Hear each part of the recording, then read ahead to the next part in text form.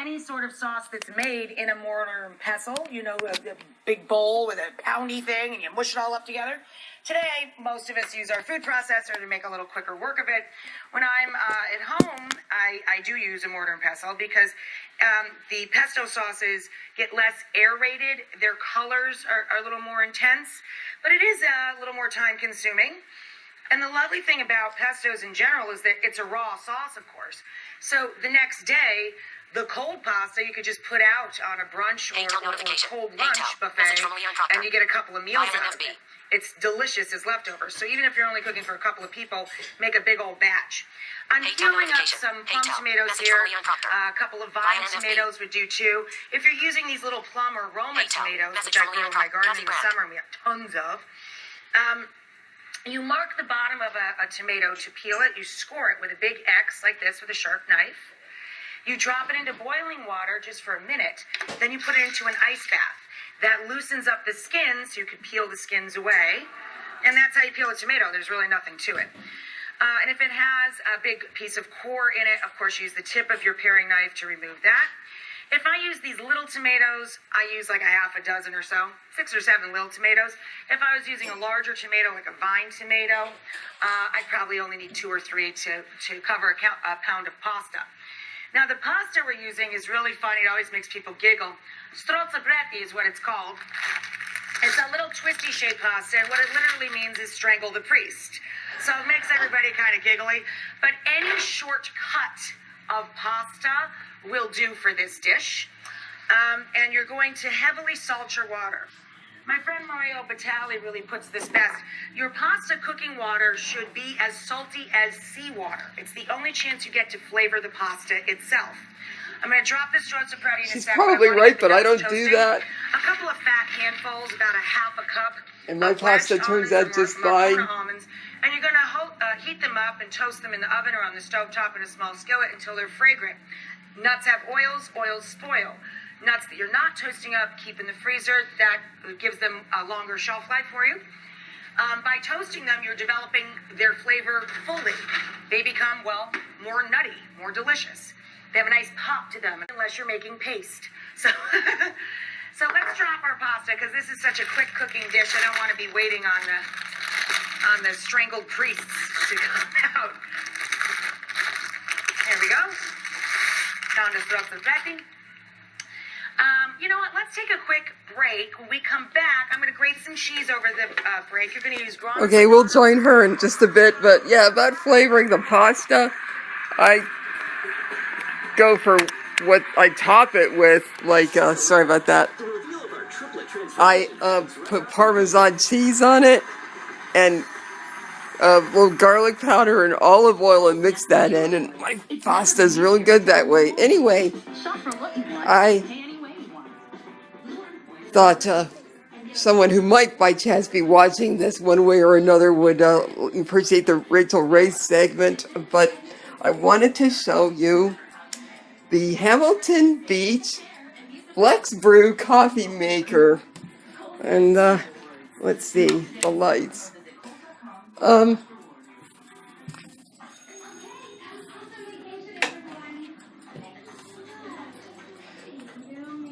I had been looking for a K-cup machine, sort of, because different friends had them and they had different things that I liked, but they're really a bit pricey. Let's see if I can put this over here again. And I balked at it, and so what happened was, after I had been looking on Amazon, I got an email, and it really creeped me out because it was my first experience with being tracked, how they do. And it talked about this Hamilton Beach Flex Brew coffee maker for $49. And I thought, well, you can't beat that. I'll give it a try. So, well, I'll continue later on here, but this is a K-cup that had been in there already. This is the typical one that you would get from Keurig, but the patent has ended, so anyone can make something that would go in at least the early version of the K-Cup machines. This doesn't, even officially in this. Hamilton Beach prefers that you would actually use K-Cups, but there's a little secret. You can take a scissors or a cake tester like what I did and cut holes in the top. Nothing like a good hack. And therefore the needle that's at the top will pierce that a little better. See how that's constructed? So what you do is you put your cup, it's hard to do this with, oh yeah, it's there already. Okay, never mind. Put this here. We got a couple things going on. Put that there. And put this basket part here so that it looks like this. And you press down this part. Whoops. Here. And then press this button on the bottom. And it should rip here in just a minute here.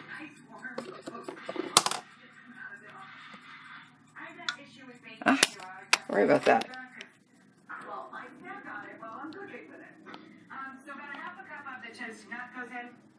Traditionally, this is just a handful of basil and then it's the seeded tomatoes ground up together with the nuts.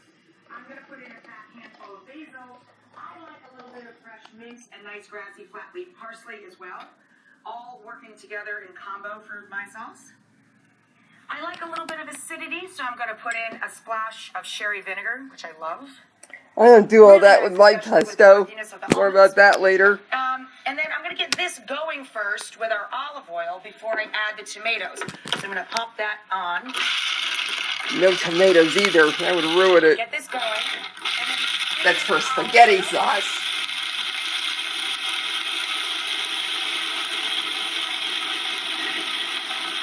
It'll take about a third of a cup before it starts pulling away from the side walls of your food processor. That means you're just about there. Season this up with a little salt and pepper. And then once we add in our tomatoes, these are the seeded peeled tomatoes. Again, you want about a half a dozen of your plum-sized tomato or 3 or 4 of a larger tomato, like a vine tomato. And you're going to pop that back on, and now just very quickly pulse chop in little short strides like that, boop, boop, so that you're just combining it, but not putting too much air into the game.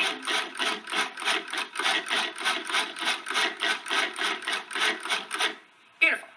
Now, I stir in the cheese right in the mixing bowl that I'm going to toss everybody together in. Now, when you go to buy the Grana Padano or the Parmigiano, always remember to pick a piece with a nice piece of rind attached. Sometimes I see women, and well, gentlemen too, but a lot of ladies, they're looking for a piece with no rind because they don't want to pay for it. This is gold. You use this in soups and stews. It's delicious, and the flavor goes all through the soup. It's almost time to drain the pasta, so hurry, hurry, hurry. Take a quick break and come right back.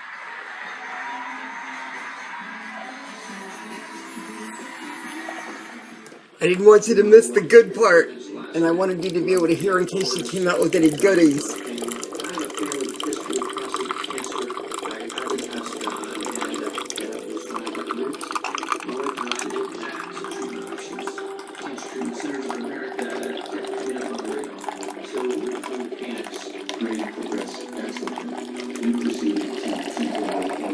It smells good. I believe we have Sumatra there. And also about the pasta, the recipe I use is from a guy who, well, he was a priest actually, talk about strangled priests.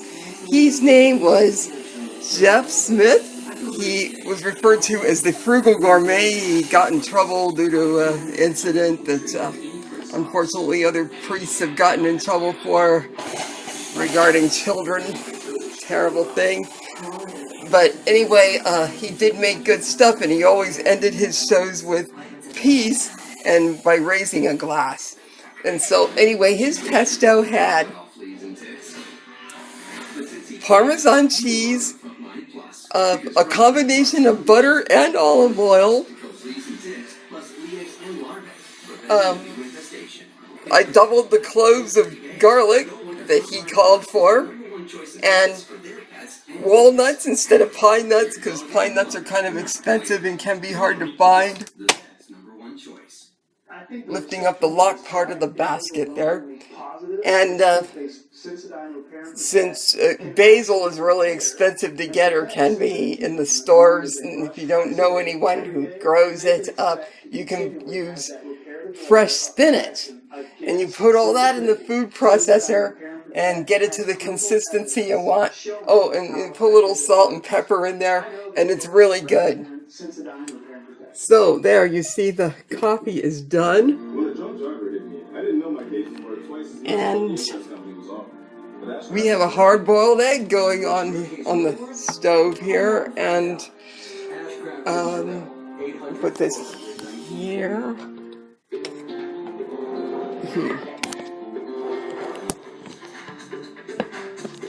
There.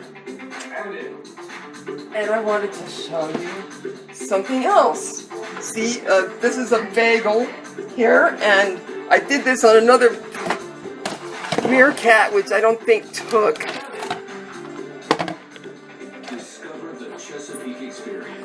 But I have here what's called a bagel biter, if you don't feel good using a knife. Let me see. Ouch. Yeah. There's this part that the bagel stands up in, and then this part that has a blade. So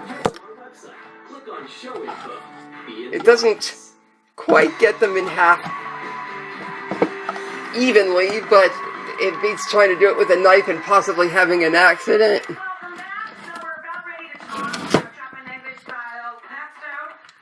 Tomato, toasted nuts, basil. I put in a little bit of parsley and mix garlic and olive oil. We're about to mix all that together with our trozza bretti, our strangled and freeze pasta. We're going to take out 1 cup of starchy cooking liquid. Pop this in here. This is the magic glue that marries sauce to pasta. Always, no matter what kind of pasta you're making, right before you drain the pasta, reserve that starchy water. That'll make the dish come together for you. Now I'm going to put all of my sauce into this big pot. So we've got a place to turn this all together. Add the hot starchy cooking liquid. And all of your pasta. And then spin this around. I know. Delicious. And don't forget, you have a couple of fat handfuls of cheese you're going to have.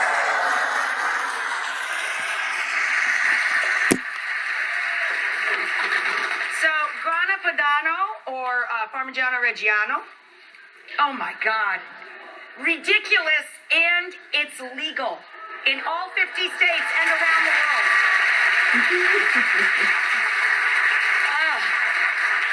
What a glorious pasta.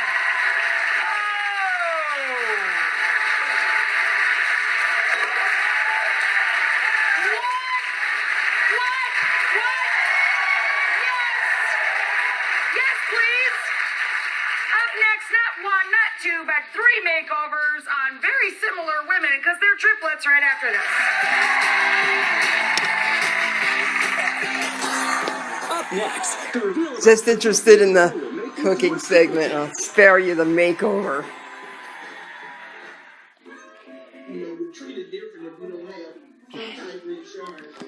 We'll go back to the kitchen and take care of our hard-boiled egg. Set you in here. Unplug the pot. It's the best feeling to know that somebody cares now. I feel better than I ever felt. It's working. Real cheese people don't even actually, I didn't plan that quite well.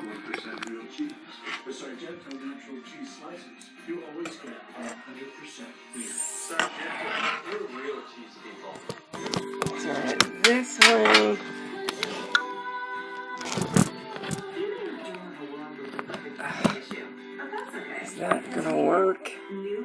I think so. Now, we got hot water here, and we're going to fish out this egg. Find out why. It's going down.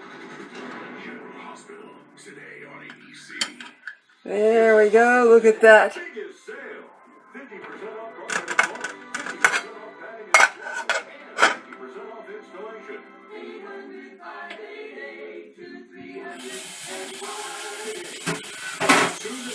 Rinsing that under cold water to complete the process. And praying for a healthy recovery.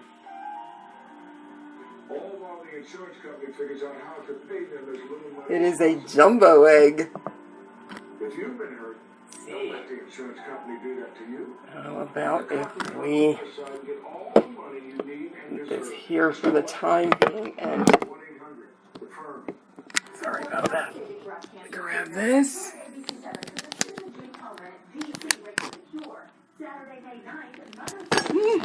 Register now at Now. comedyraceforthecure.org. ABC7 on your side. Tonight, the stars have never danced harder. Your favorite could go. Use this. I like the rim of this 1/4 cup measure to crack my eggs on.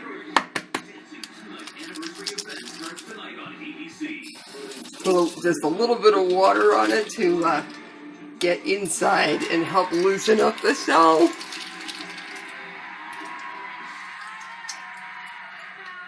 Earlier in our show, we introduced you guys to the triplets. Rachel, spelled the same way I do, with A-L, Jennifer and April. Literally all of their lives, these women have looked completely alike, and today they decided to go and become completely different humans. Oh, we're coming along nicely, yes. Style trio, Honey Douglas, Lauren Barrett, and London. These guys are going head-to-head. They're very competitive. All I know, I haven't seen the triplets, and the triplets have not seen each other, by the by.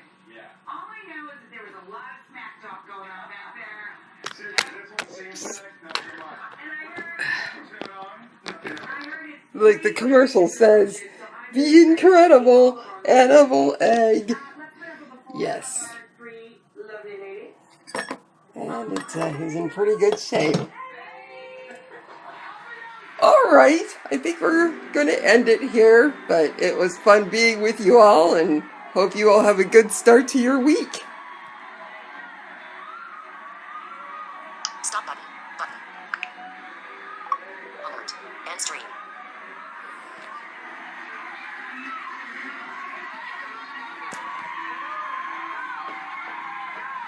Are you sure you want to end the stream?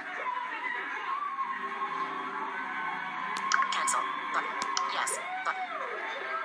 Cancel. Button. Are you sure you want to end the stream? Cancel. Button. Yes. Button. There's our actors. How cute do you each look? You look Yes, like three button. different people. Are you sure you want to end this? Cancel. Button. Yes.